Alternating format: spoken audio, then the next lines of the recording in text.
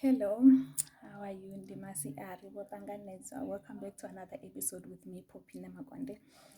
Well, guys, yesterday I uploaded my first video. I obviously got like 10 views. So I want to do this again today. I just hope you guys are gonna come back and watch again, and also you refer this video, you share this video, you comment, you subscribe, and we grow together, man. Let's grow together.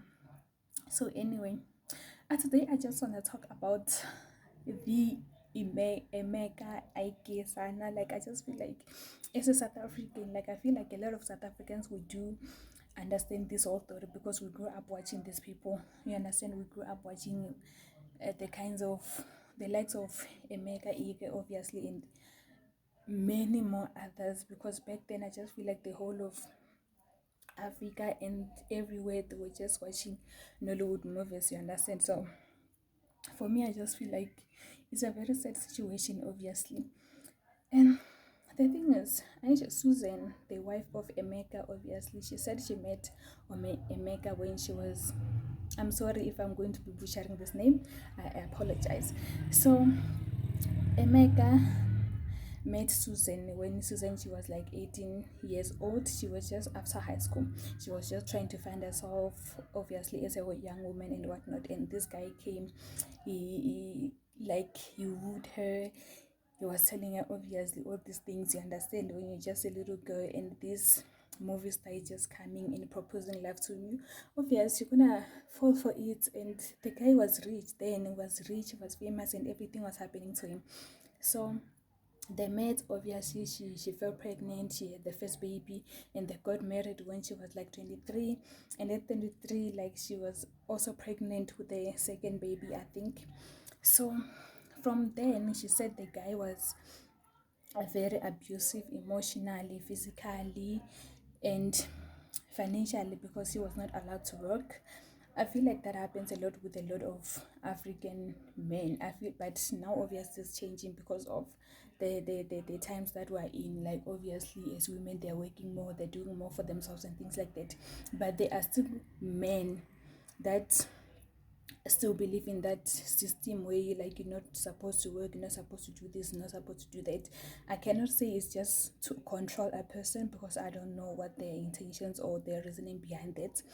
But for me in this kind of situation, because the woman Susan, she said she felt like she was deprived of a lot of things. She was not like she didn't grow to be the kind of woman that she wanted to be because she couldn't work, she couldn't do a lot of things. So for her it was just having babies, and they had 4 babies obviously, and they were not married, like they didn't have like a legal marriage. It was just a traditional marriage. And with the traditional marriage the guy was still able to still date other women and whatnot for papers. Imagine you dating this guy and they're still wanting to date other people for papers. And the guy also, I also saw on an interview where he was breaking that uh, now he also has like a child, a daughter with a serial, like which he also had a daughter with a woman from Sierra Leone, and she was the president's daughter and things like that. Imagine the bragging. I just feel like as much as people they want to feel sorry for this guy, I just feel like they are missing their points because he is the one who started with this whole thing saying the wife like the wife got him into depression and whatnot. And mind you, it's been 10 years of this whole thing happening. So this whole saga started happening, like it's been 10 years. He started coming out telling stories because he wanted everyone to be on his side. Like he wanted to justify why he lost his house, he wanted to justify why they closed down his school. Like he literally just wanted to justify like why the kids now, because they're all grown up, they're turning against him. He just wanted to justify everything. But at the same time, I also do not understand why the wife, she was gone for over 10 years, she wasn't able to see the kids and things like that. So the kids, they literally grow up without her. So for me, I'm like, okay, if when you were also all this perfect wife and everything was happening for you and you were the victim, I understand she's the victim. But Why would you leave your kids in that kind of situation where you know this person is an abuser? He was abusing you, he was beating you up, like emotionally was just too much. Like you were literally dealing with a narcissist. Like why would you allow your kids?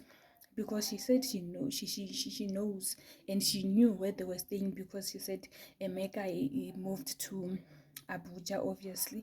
So if you know where they are staying and when now you're comfortable with the kids there where they are, like why would you allow your kids that you love so much to grow up in that kind of a situation and you do nothing about it? And only now, after years and years and years, you want to come back and obviously be on the spotlight. But I do understand that she wanted to address, because on the interview that I saw, she said she just wanted to address this whole thing because the Emeka is just making everything about himself.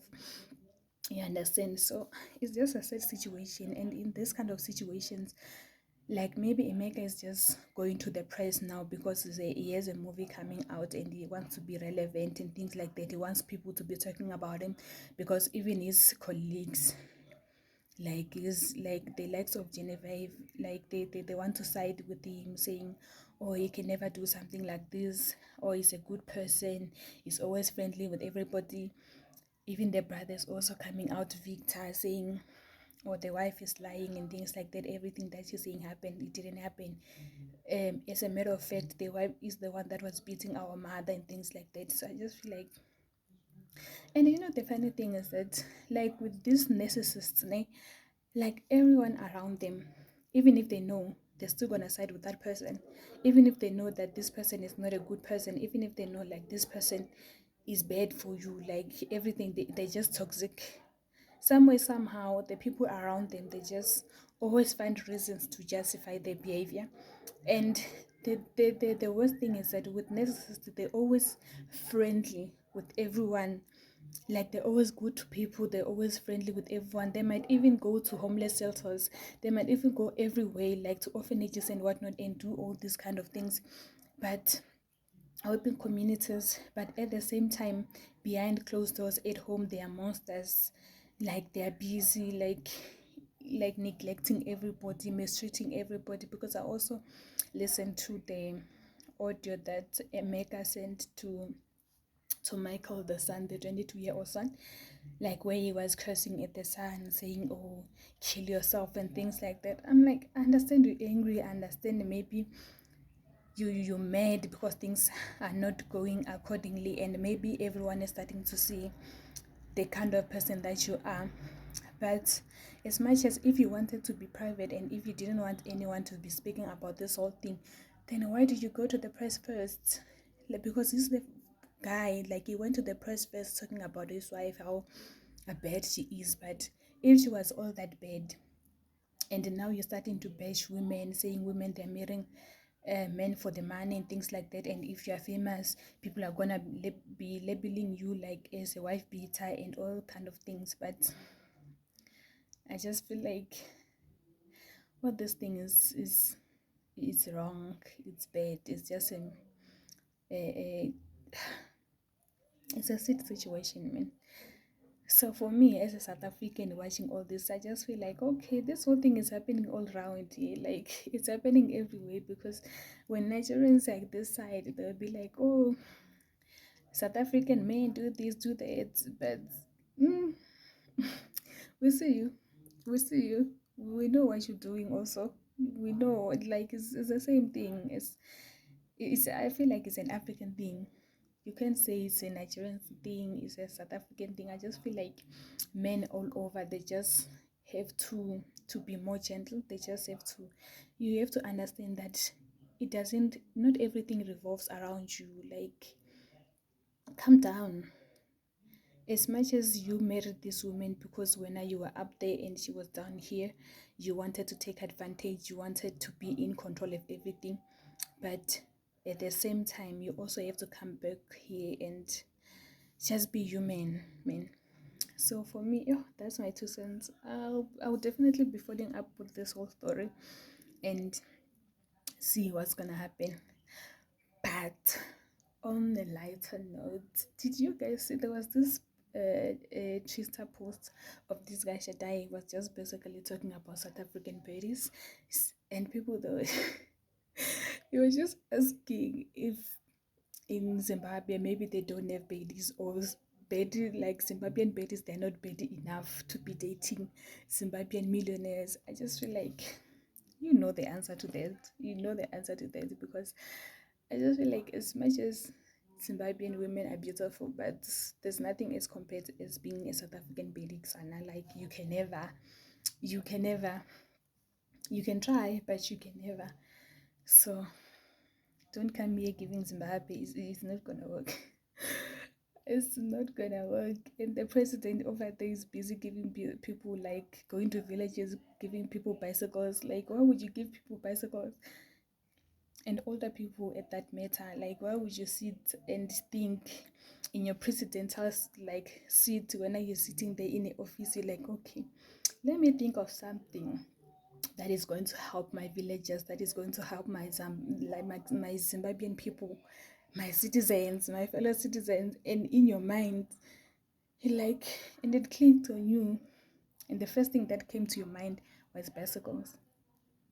Are you serious? Sure. I Anyway, I'm gonna leave it here, guys. I just feel like, subscribe, comment, recommend, and share, and let's go together. Yo, I also have a lipstick on my teeth. Anyway, let's go together. See you on the next upload. Bye.